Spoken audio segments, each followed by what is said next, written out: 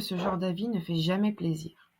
Mais quand on sait, d'après une étude IFOP de 2023, que 92% des internautes lisent les avis et 60% les prennent en compte dans leur processus d'achat, on se dit qu'il va bien falloir y répondre.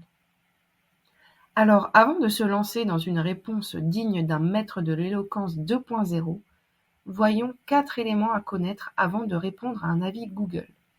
Ici, on va s'intéresser à la forme et pas au fond de notre réponse. Le fond, ce sera pour plus tard, vous l'aurez compris. Ça vous semble peut-être évident, mais l'avis Google est un avis public. Tout le monde peut voir votre avis, ainsi que ce que vous répondez à cet avis. Et c'est là qu'il faut être vigilant, car en réalité, vous ne répondez pas seulement à votre client mécontent de la veille, mais aussi à tous vos futurs clients qui viendront vous rendre visite. Aspect 1. La longueur du texte. Peut-être que vous l'aurez déjà remarqué, mais quand vous consultez un avis Google, ainsi que la réponse à cet avis, si le texte est trop long, il ne s'affichera pas en entier. Vous aurez un encart avec écrit « plus », il va falloir cliquer pour savoir ce qui a été dit en entier. Eh bien, devinez quoi? La plupart des utilisateurs ne prennent pas la peine de cliquer.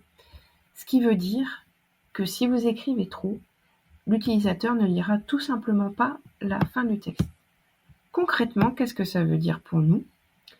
Ça veut dire qu'il va falloir éviter les formules à rallonge et les sauts de ligne à gogo. Par exemple, on va éviter « Cher monsieur untel, virgule, saut à la ligne, encore saut à la ligne, nous vous remercions pour votre avis, point, saut à la ligne ». On va plutôt faire en sorte d'aller droit au but.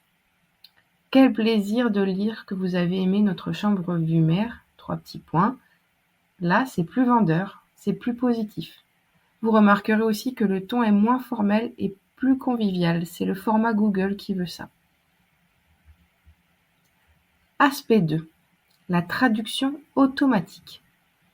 Vous avez peut-être remarqué que tous les avis que vous lisez sont dans votre langue maternelle. Eh bien, ce n'est pas une coïncidence, c'est normal. Google fait en sorte de faire ressortir en premier les avis ayant été postés par des personnes de votre pays.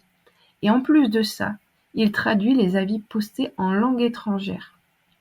Pour un professionnel, c'est visible, car dans l'interface Google pour les professionnels, on vous indiquera traduit automatiquement et la langue d'origine.